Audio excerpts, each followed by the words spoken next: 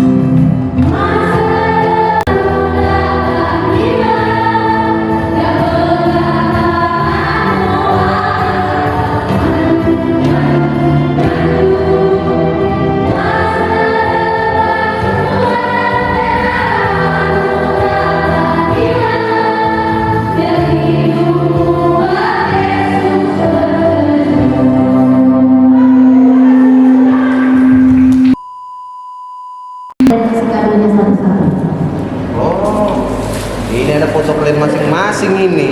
Iya. Ini udah eventnya ya soalnya. Oke. Sebenarnya sekali. Pokoknya setiap minggu kita ulang tahun ya kan? Setiap minggu dapat kado ya kan? Oke, selamat ulang tahun Bang. Kasih Tuhan Yesus memberkati. Nah ini ada 2 dari gereja, ada foto gantengnya di situ. Oke, boleh. Sudah. Ini buat kakak. Selamat ulang tahun. Tuhan Yesus memberkati. Ada 2 dari gereja. Jangan dibuang ya. Mahal itu mahal. Ini juga. Oh ini. Kak Gebi Yona Waruwo. Selamat ulang tahun. Tuhan Yesus memberkati. Oke, silakan. Oke, tema kita pada pagi hari ini adalah bereaksi dalam penderitaan. Siapa yang tahu arti reaksi? Siapa yang SMP? Iya, apa artinya reaksi?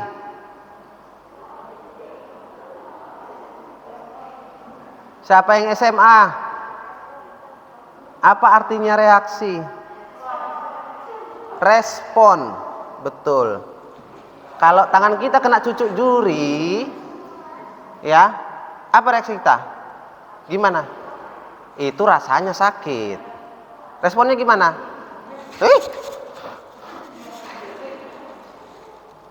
Itu reaksi ya. Respon yang ditimbulkan oleh badan kita atas sesuatu hal yang di luar dari kehendak kita.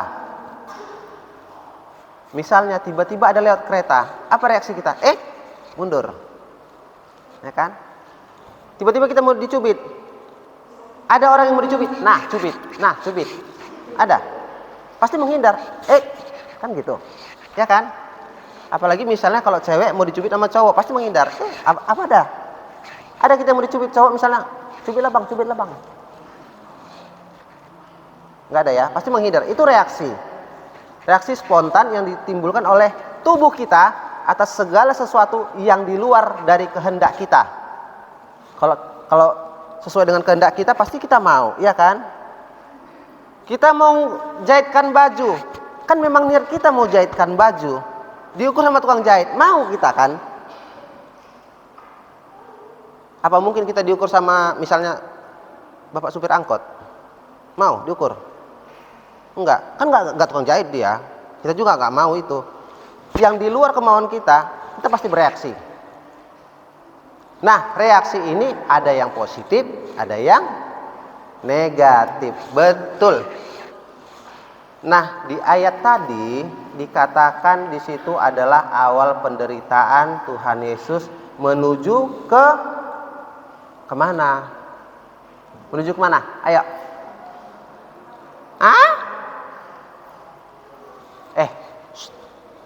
Kuat suaranya. Jangan bisik-bisik. Awal penderitaan Yesus menuju kemana? Ke surga? Hah? Kemana? Medan Mall. Menuju ke kayu salib. Inilah awal penderitaannya. Yesus itu Tuhan enggak? Yerusalem.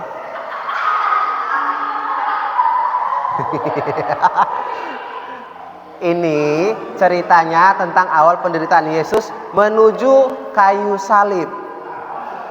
Ya, menuju kayu salib ya. Dia nanti bakal disalibkan, bakal mati disalibkan untuk menebus dosa-dosa kita. Inilah awalnya. Tapi mungkin kalian bertanya seperti ini, apa iya? Dia kan Tuhan. Masa Yesus menderita? Benar nggak? Dia punya kuasa. Dia bisa ngubah batu menjadi roti. Iya, benar kan? Tapi kok bisa dia menderita? Ada yang bisa kasih jawaban? Nggak apa-apa, salah nggak apa-apa. Seperti yang kami bilang di sebelumnya, kami sampaikan, kalau saya bawa renungan, kita komunikasi 2 jam. Bukan, dua arah. Ada dari kalian, ada dari saya. Supaya kita sama-sama menggali kebenaran firman Tuhan itu. Yesus adalah Tuhan, benar? Yesus juga manusia, benar? Kita manusia, benar? Pernah ngerasakan sakit? Tuhan Yesus juga, karena dia juga manusia. Pernah merasa dihianatin? Mikirnya jangan tentang pacaran. Pernah? Misalnya, sama-sama menconteknya kita ini sama kawan kita, tapi cuma kita yang diadukan ke guru. Dihianatin, itu misal ya, tapi tidak baik itu, mencontek tidak baik. Seperti itu. Pernah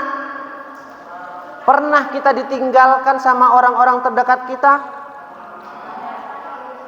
Yang kayak mana lah yang dibilang ditinggalkan orang-orang terdekat kita? Coba, ada yang bisa kasih contoh? Bukan kematian ya. Misalnya meninggal opungku gitu. Enggak, karena kita dekat sama opung kita. Bukan begitu maksudnya. Waktu kita lagi sedih, kita kena marah sama orang tua kita mau curhat sama kawan kita, itulah kau. Urusanmu lah itu sama mamamu. Urusan kau itu sama kakakmu kalau berantem kalian. Enggak urusanku itu, enggak ikut-ikutan aku di situ. Bukannya menguatkan, kita ditinggalkan. Kita butuh orang untuk curhat, tapi kita malah ditinggalkan, malah dimusuhin. Itulah gara-gara keras kepalanya kau. Itulah gara-gara kamu keras kepala. Seperti itu. Ada yang pernah? Pernah kan? Enggak, kita pun mungkin kawan kita tahu pernah mengalaminya.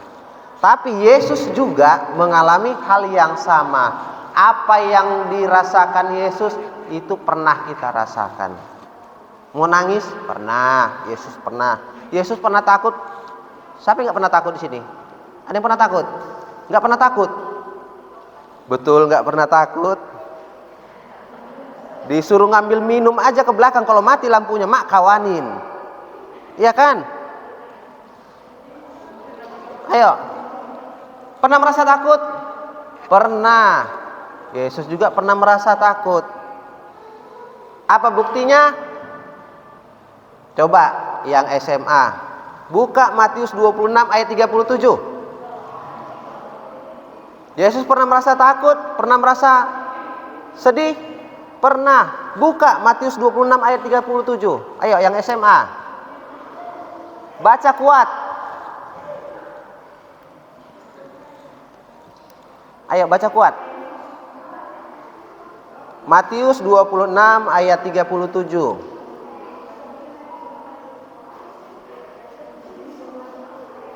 Ayo yang SMA, baca kuat.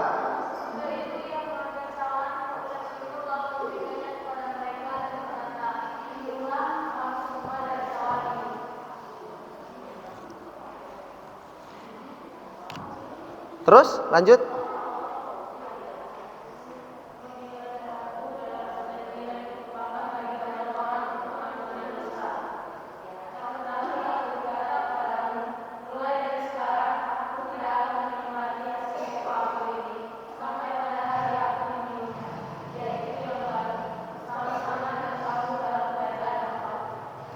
Oke. Ada rasa sedih Yesus di situ. Ya. Ada rasa sedih Yesus. Pada ayat itu tersirat rasa sedih yang dialami Yesus. Aku tidak akan meminum cawan ini lagi sampai kedatangan Bapakku. Kadang-kadang kalau kita lagi sedih kan, aku nggak mau lagi berkawan sama dia itu, kecuali dia yang minta maaf sama aku. Nggak akan kuterima dia berkawan sama aku, kecuali dia minta maaf duluan sama aku. Atau dikasihnya coklat sama aku. Baru aku mau berkawan sama dia. Ada rasa sedih yang mungkin timbul di situ, yang tersirat dalam ayat itu, yang menyatakan bahwa Yesus juga merasakan sedih. Kemudian Yesus juga merasakan takut menjelang penyaliban. Kenapa Yesus merasa takut? Bukan karena dia sebagai manusia, tapi Tuhan maha tahu nggak? Yesus tahu nggak apa yang bakal terjadi ke depannya? Tahu nggak? Kita tahu nggak apa yang terjadi 1 jam kemudian? 1 jam dari sini kita tahu kita bakal ngapain? Enggak. Tuhan Yesus tahu. Tuhan Yesus tahu dia bakal disalibkan. Tahu cerita Yesus disalib, jalan salib tahu seperti apa? Dia diadili, diseret-seret, disiksa, dicaci maki, dicambui, disuruh ngangkat kayu yang berat, salibnya itu. Sampai Yesus terjatuh kan? Baru digantikan salibnya. Siapa yang ngangkat salibnya? Simon dari, betul itu? Hah? Betul itu Simon dari Kirene? Atau Petrus dari siapa? Yang dari Arimatea. Mana? Ayo, mana yang benar?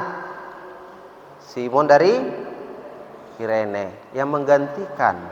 Karena Yesus sudah begitu sakitnya, bahkan dia ngangkat salib pun masih dilempari pakai batu. Waktu disalib, mau disalibkan, apa yang terjadi? Tangannya diikat pakai tali plastik? Enggak. Dipaku. Enggak cuma tangannya. Kalau satu tangan it's okay, masih ada satu lagi.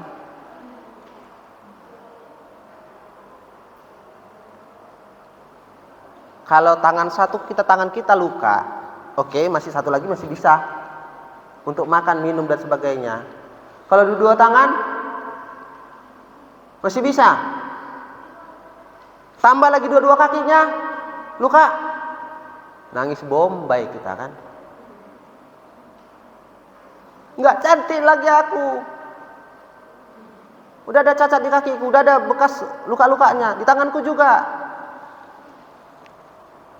Yesus juga merasakan yang sama. Dia tahu bakal seperti itu dia. Dipukuli, dicambui, dicaci maki, dipasangin lagi mahkota duri. Siapa yang mau nyoba pakai mahkota duri? Hah? Di kepalanya. Ada yang mau coba jadi Miss Universe? Pakai mahkota duri? Yesus tahu itu bakal terjadi kepada dirinya. Karena dia adalah Tuhan. Ya. Yesus tahu. Kemudian apalagi yang terakhir? Di kayu salib itu kejadiannya.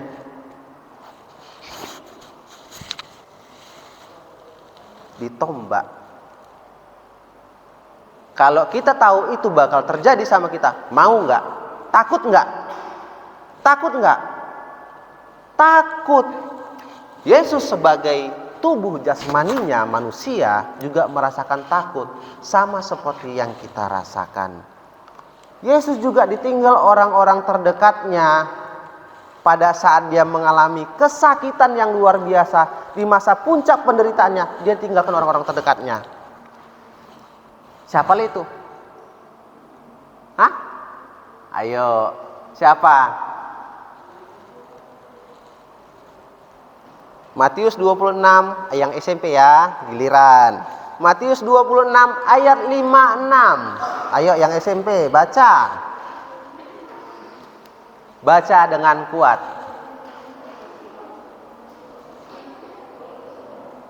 Matius 26 ayat 56. Kami dulu berlomba membuka Alkitab. Ayo, silakan baca kuat.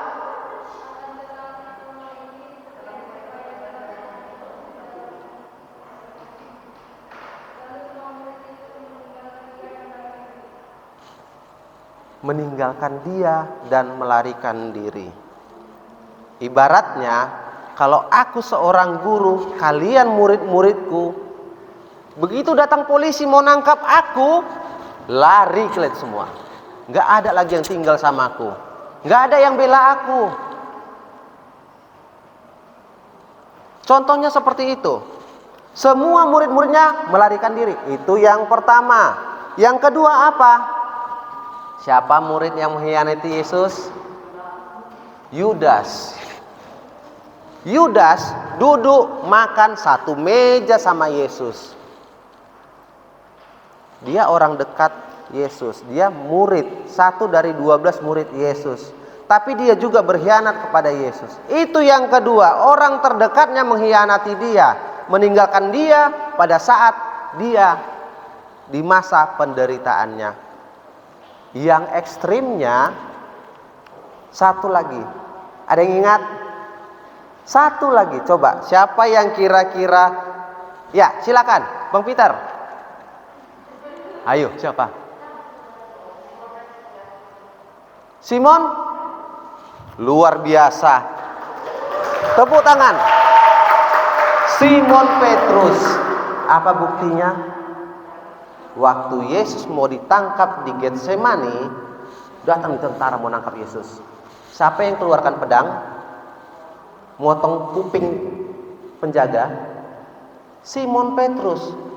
Dia termasuk orang yang berani mati untuk membela Yesus. Tapi apa kata Alkitab?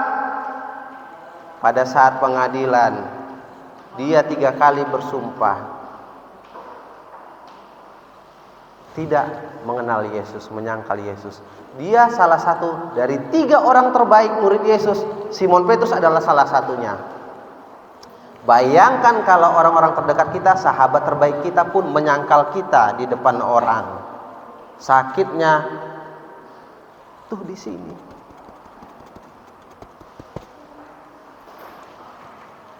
Seperti apa sakitnya yang dirasakan Tuhan Yesus?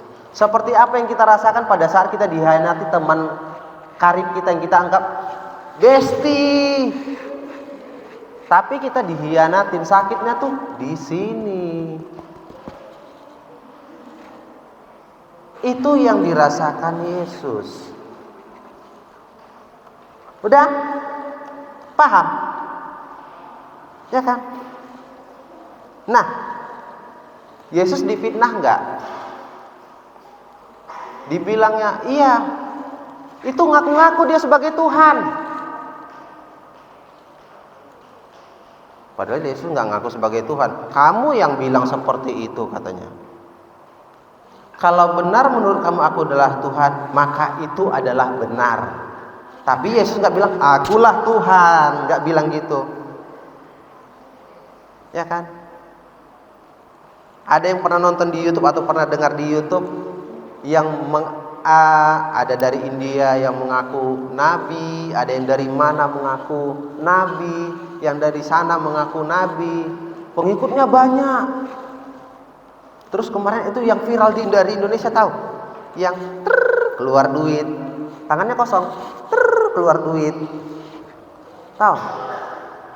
Sultan-sultan itu yang gak gemuk orangnya, kantongnya kosong, gitu masukkan tangan di kantong keluar duit, bagi-bagi, ada kan? Tapi apa? Itu hanya trik, ya. Kita pernah difitnah? Pernah. Pernah kita dikata-katain orang? Panas kuping kita ya kalau dikata-katain orang kan. Waktu nonton YouTube kita tenang-tenang, tiba-tiba panas kuping kita sebelah kiri. Wah, udah dikata-katain orang aku yang gak beres. Itu mitos atau fakta? Bisa dibuktikan. Kalau panas kuping kita sebelah kiri, berarti sedang diomong-omongin orang kita yang gak benar. Bisa kalian buktikan itu bahwa benar kalian diomong-omongin orang? Nggak bisa. Kalian lapor ke polisi, Pak dikata-katain si anu aku. Buktinya apa? Panas kupingku sebelah kiri. Mana percaya polisinya? Harus ada bukti yang konkret. Oke? Nah, aku mau sharing, mau kasih tahu kepada adik-adikku di sini, anak-anakku di sini, apa kejadian di kayu salib. Gini, kadang kita jengkel kalau kita dikhianati oleh orang yang dekat sama kita. Kita jengkel kepada orang yang berbuat jahat sama kita. Kita ngerasa kita nggak tahu kesalahan kita apa. Reaksi pertama pada saat orang jahat kepada kita apa reaksi kita? Pengen ngebalas nggak? Pengen ngebalas nggak? Pengen. Kalau aku perempuan ya, dijambak sikit rambutku, kalau bisa, macam-macam kau sama aku, gitu kan? Laki-laki, senggol sikit, apa kau? Jangan kalah mau kita. Tapi Tuhan nggak begitu ajarkan kepada kita ya dek, nggak begitu. Kita harus sama-sama belajar meniru apa yang dilakukan oleh Tuhan. Ada 3 kejadian di kayu salib yang perlu kita teladani dari Yesus. Apa itu? Ini ya, supaya kita sama-sama tahu ya. Nggak hanya yang besar-besar saja, orang-orang tua saja tahu, tapi di umur kalian pun kalian sudah cocok, sudah layak untuk mengetahui hal ini ya. Apa yang terjadi di kayu salib di tengah-tengah penderitaan atau di puncak rasa sakit yang dialami Yesus? Tuhan Yesus itu ngapain? Cuma gininya dia. Dikasih minum nggak? Nggak dikasih minum. Yang pertama, Yesus mengampuni penjahat yang disalib yang ada di sebelahnya. Luar biasa. Kita sama-sama disalib, tapi aku masih mengampuni orang. Luar biasanya lagi, ini orang sudah disalib, masih sempat, hei, kalau kau memang Tuhan, selamatkanlah dirimu. Dan kami juga. Udah sama-sama disalib, dia masih nuntut sama Tuhan. Masih komplain sama Tuhan. Kalau memang betul, tunjukkan kau itu Tuhan. Lepaskan dirimu, lepaskan juga kami. Penjahat pastinya mau melepaskan diri. Tapi apa kata penjahat yang satunya lagi? Hei, tidak malukah engkau kepada Tuhan? Kita yang sama-sama salah, memang karena perbuatan kita lah kita disalibkan. Mungkin mereka mencuri, mungkin mereka membunuh. Tapi orang ini tidak ada satupun kesalahan yang ada padanya. Orang ini tidak bersalah. Itu yang dia katakan di Alkitab kan? Sama si penjahat. Lalu Yesus bilang apa sama dia? Ayo, Yesus bilang apa sama dia? Waktu dia bilang, si penjahat ini bilang, Tuhan, jika engkau nanti naik ke surga atau sampai ke surga, ingatlah aku. Apa kata Yesus? Pada saat ini juga aku berkata kepadamu bahwa aku bersama-sama engkau di Taman Eden. Luar biasa. Kita udah disalibkan, Tuhan itu disalibkan. Sebentar lagi mati dia. Dia dianggap penjahat, dia masih mengampuni penjahat yang ada di sebelahnya. Di situ tunjukkan, Tuhan tunjukkan betapa murah Tuhan itu. Betapa murah hatinya dia. Dia tunjukkan kemurahannya. Yang kedua, apa? Ayo. Kejadian di kayu salib. Siapa tahu episode sinetron apa sekarang? Ganti-ganti serigala? Enggak, udah tamat itu ya. Episode kelima apa? Ada yang tahu? Si Lesti Kejora kayak mana kabarnya? Ada yang tahu? Terus hepot kalian kalau tanya Lesti Kejora. Tahu? Tahu kan? Sedikit banyak tahu lah. Masa kejadian di kayu salib tidak tahu? Hei, Lesti Kejora itu berapa episode? Kejadian di kayu salib itu cuma 3 loh. Apa itu?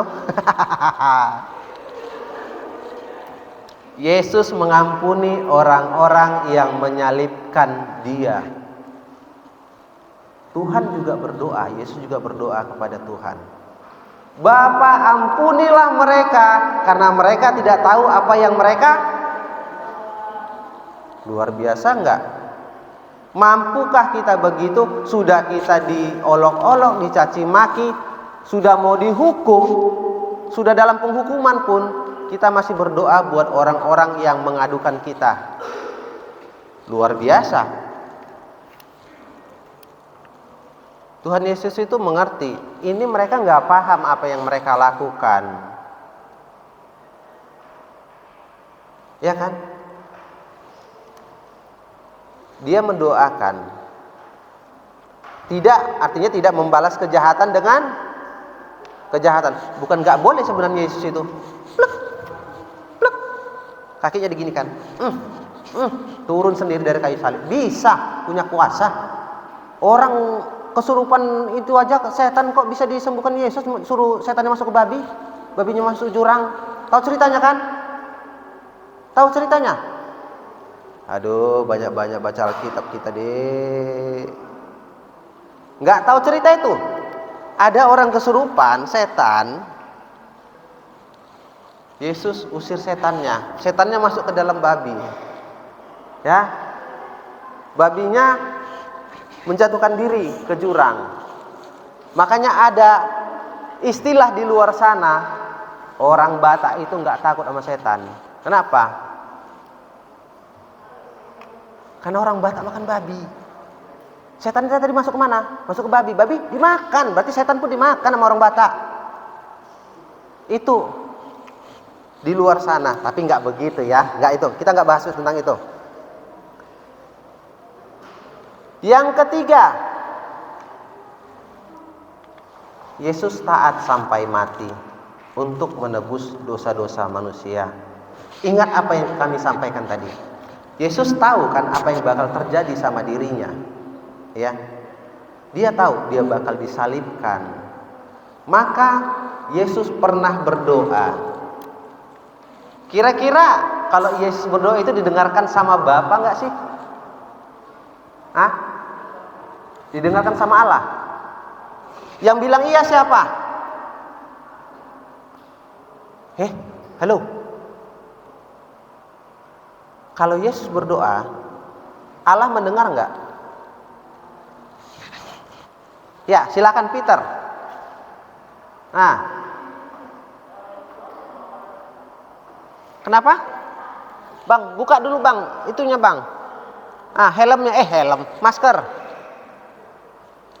Kalau Yesus berdoa, Allah mendengar enggak? Allah mengabulkan setiap doa Yesus? Yakin? 100% yakin? Adakah doa Yesus yang tidak dikabulkan oleh Allah? Hah? Ada? Ada yang tahu? Ada yang tahu? Ada.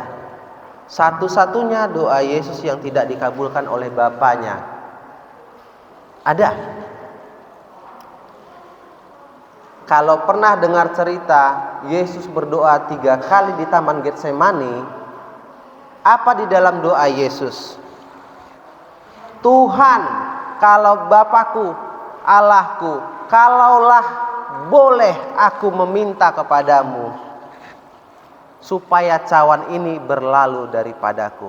Cawan itu maksudnya penderitaan yang bakal dialami oleh Yesus.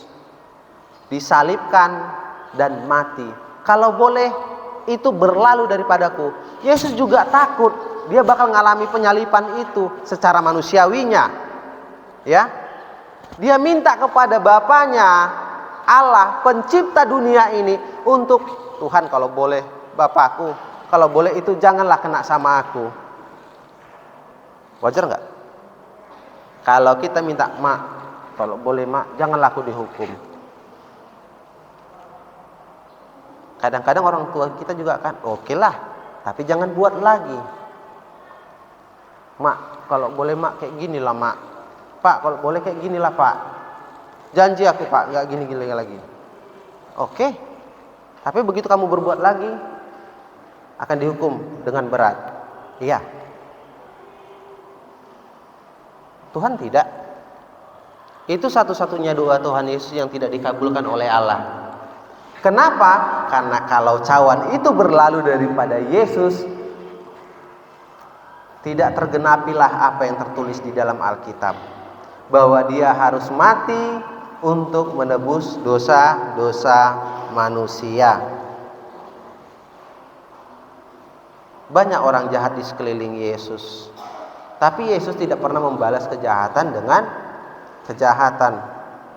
Ingat, Matius 26 ayat 12 mengatakan, bahkan ini sering kita bilang, dan ampunilah kami akan kesalahan kami, seperti kami juga mengampuni orang-orang yang bersalah kepada kami. Mengampuni berarti memamah dia. Mengampuni berarti memaafkan. Kalau aku bilang tadi, mengampuni berarti memaafkan. Sengaja afnya dihilangkan. Mematikan, apa lagi? Ya.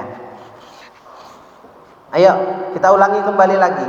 Jangan membalas kejahatan dengan kejahatan. Apa? Karena apa itu? Kenapa Tuhan larang kita? Alkitab larang kita untuk membalas kejahatan dengan kejahatan. Kenapa? Karena kalian yang semua ada di sini dipanggil Tuhan untuk apa? Untuk apa? Untuk menjadi berkat bagi orang lain. Itu yang penting. Kalau kita merasa kita tersakiti oleh orang lain, jangan langsung konfrontasi. Kata si Dela kan, kau bilang aku yang gak benar. Langsung kau datangi orangnya. Langsung kita datangi orangnya. Kau pikir udah cantik kali kau. Gini. Padahal kita mendengar dari teman kita. Langsung konfrontasi. Siapa yang seperti itu? Siapa yang seperti itu? Kau bilang aku kau ngambil duitmu ya. Dari mana kau tahu? Si ini yang bilang. Diamkan saja. Kebenaran tidak perlu untuk dibela. Enggak perlu ngebalas. Apa bedanya kita sama dia?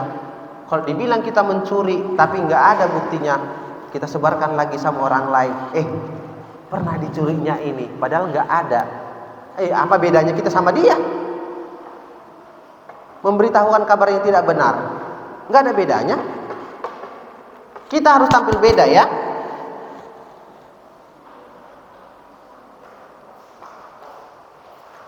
Kadang-kadang Tuhan itu kan pakai cara yang nggak enak untuk kita. Kita ngerasa nggak nyaman, ya kan? Kita merasa nggak nyaman. Kita ngerasa berat kali cobaan ini Tuhan.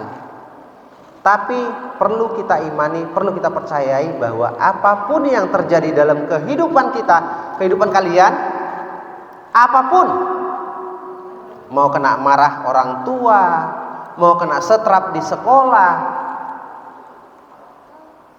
tiba-tiba PR-nya yang sudah dikerjakan di rumah, sampai sekolah udah hilang halamannya, udah diambil orang, diambil kawan, dirobek untuk dicontek. Itu semua Tuhan tahu. Tapi kenapa Tuhan izinkan ya hal-hal seperti itu yang gak enak itu kejadian sama kita? Kenapa?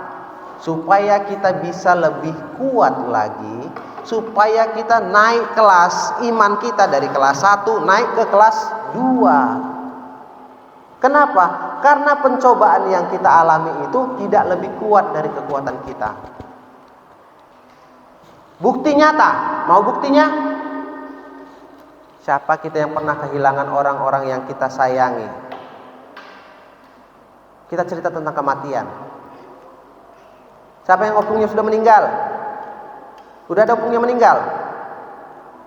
Masih hidup? Siapa pernah kehilangan atau kematian? Oke, ada yang opungnya meninggal. Siapa yang pernah kehilangan sahabatnya? Mungkin sahabat kita meninggal gitu. Ada.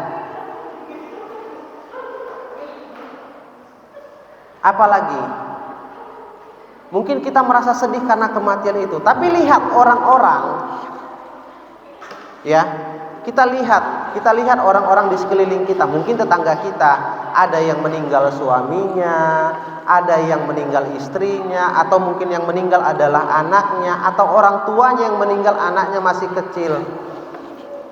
Sesudah itu apa yang terjadi? Life must go on. Hidup harus tetap berlanjut. Apa gitu-gitu aja mereka bersedih terus sepanjang tahun? Enggak. Tetap kan, yang ke pajak lah yang ke pajak, yang masak, yang sekolah lah yang sekolah, yang bekerja lah yang bekerja. Hanya pada saat sebentar itu kita merasakan sakit dan sedih. Tapi sesudah itu kita dikuatkan sama Tuhan. Kita lebih kuat lagi. Paham? Paham? Apapun yang terjadi dalam kehidupan kalian, itu Tuhan izinkan supaya kalian lebih baik lagi. Oke? Nah, ini ada pertanyaan. Ini hati-hati pertanyaannya ya. Saya bersyukur bahwa firman Tuhan mengajarkan bahwa Tuhan itu baik. Benar tidak? Kita harus bersyukur bahwa firman Tuhan mengajarkan bahwa Tuhan itu baik. Betul? Betul? Amin? Amin? Dilanjutkan lagi pertanyaan yang sama, tapi ada sambungannya. Kita harus bersyukur bahwa firman Tuhan itu mengatakan bahwa Tuhan itu baik bagi orang-orang yang tidak tahu terima kasih. Amin. Mana aminnya tadi? Katanya amin. Tadi katanya amin. Firman Tuhan mengajarkan bahwa Tuhan itu baik untuk orang-orang yang tidak tahu berterima kasih. Yang pertama tadi mengajarkan bahwa Tuhan itu baik. Amin. Amin. Tuhan itu baik untuk orang-orang yang tidak tahu terima kasih. Amin. Apa buktinya? Hah? Hah? Jengkel nggak sih? Kita udah nolong orang, udah kita bantuin, bokam sia, nggak tahu terima kasih. Bilang makasih ya, itu pun tidak. Jengkel nggak? Pengen rasa? Jengkel, jengkel. Tapi Alkitab ajarkan kita bahwa Tuhan itu baik. Itu yang pertama. Tuhan itu baik buat orang-orang yang tidak tahu berterima kasih. Itu yang kedua. Apa buktinya, Mang? Amang berani ngomong kayak gitu. Apa buktinya? Mau tahu? Kasih tahu gak ya? Mau tahu? Bukankah kita juga seperti itu? Kadang-kadang kita nggak tahu terima kasih sama Tuhan. Ya? Kita seperti itu juga kan kadang-kadang kan? Banyak kan kita tidak tahu terima kasih. Tuhan udah tolong kita, sudah berkati kita, sudah dikasih kita kesempatan untuk sekolah, kesempatan untuk belajar, kesempatan untuk berbuat baik. Tapi kita masih komplain sama Tuhan. Tuhan, aku mau ranking 1. Kenapa kau harus ranking 2? Bersyukur kau. Masih ranking 2. Udah dapat ranking 2. Itu yang ranking 39 dari 40 kayak mana lagi?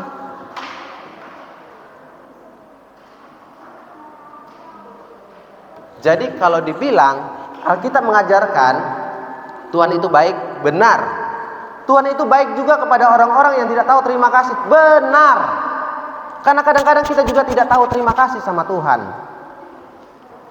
Begitu kita dapat rezeki, apa duluan kita bilang? Asik, bila ku pandang dari bintang yang jauh di sana. Bukan terima kasih Tuhan. Pernah lihat acara bedah rumah? Ganti nasib, pernah lihat?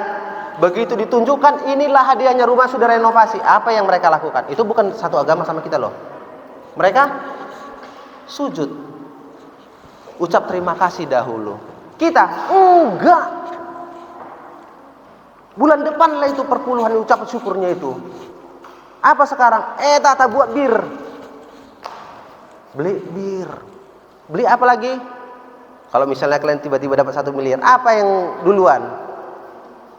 Apa yang terlintas di otak kita duluan? Beli baju cantik, beli sepatu kaca Cinderella.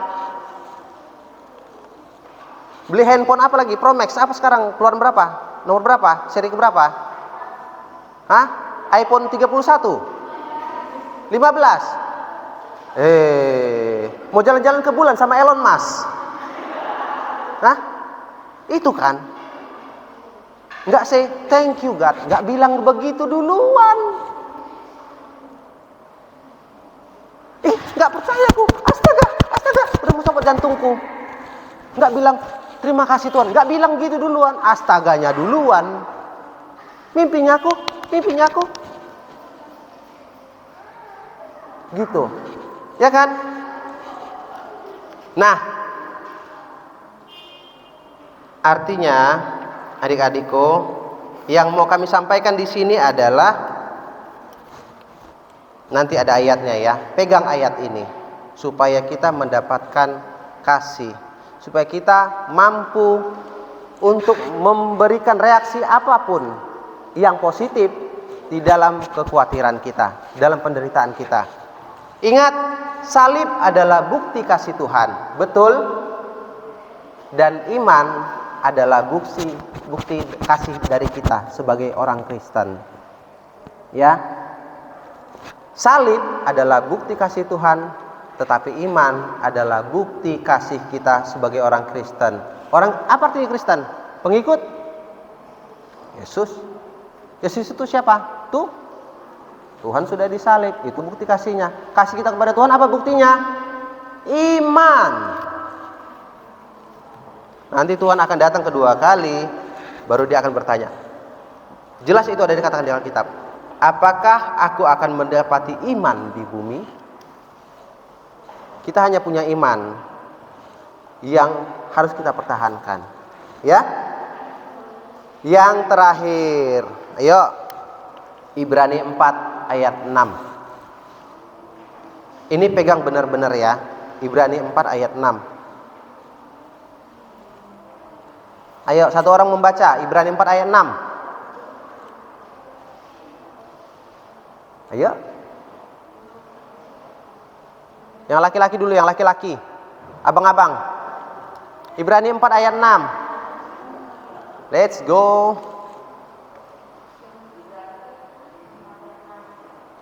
Hah? Ayo baca kuat bang, Iya, baca kuat. Baca.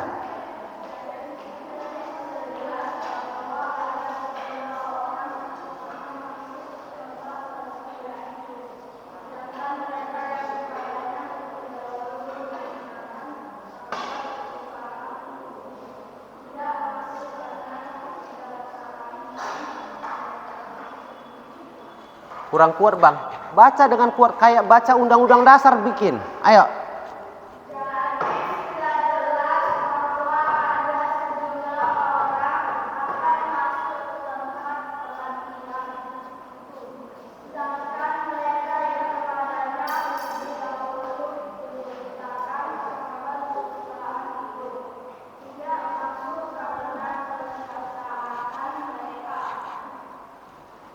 Ibrani 4 ayat salah ya. Ayat 16 gimana bunyinya? Ibrani 4 ayat 16 coba. Ayat yang ke-16.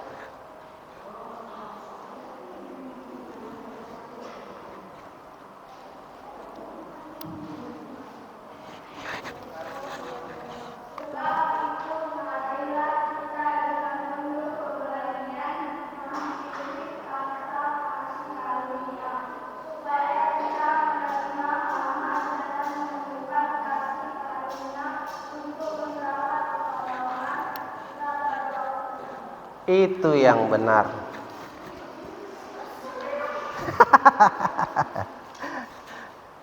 Itu yang benar.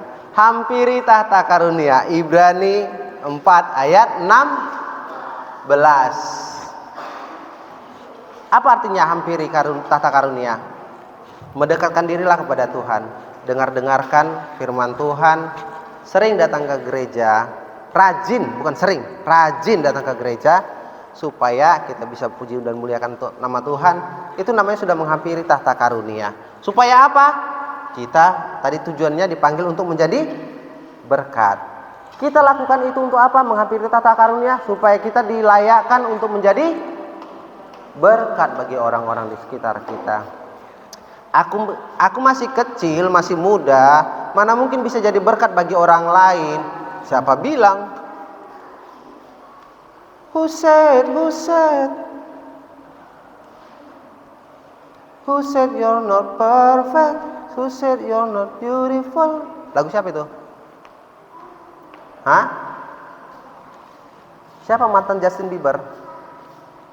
Tahu. Siapa mantan Justin Bieber? Aduh. Ya sudah, kalau nggak tahu, aku aja yang tahu ya. Mantanku juga itu. Ya. Nah, hampiri tahta karunia supaya kita bisa menjadi berkat bagi orang lain. Tidak peduli berapapun usiamu, semuda apapun engkau Tuhan boleh mampukan menjadi berkat di tengah-tengah keluarga, di tengah-tengah pertemanan, dan bagi orang lain. Amin. Dan kita harus tetap bereaksi positif atas semua apa yang terjadi dalam kehidupan kita. Amin. Tuhan itu baik. Amin. Tuhan itu baik untuk orang-orang yang tidak tahu terima kasih. Amin. Siapa orang-orang nggak tahu berterima kasih itu? Kadang-kadang kita. Ya. Tuhan baik sama kita. Artinya Tuhan baik untuk segala hal dalam kehidupan kita. Amin. Amin. Kita berdoa. Terima kasih Tuhan, terima kasih Yesus. Engkau boleh ajarkan kami 1-2 hal tentang firman Tuhan. Bapa, biarlah Tuhan apa yang kami boleh dengarkan pada pagi hari ini dapat berbuah manis dan dapat menjadi tongkat yang akan menjadi teman perjalanan kami dalam 1 minggu ke depan.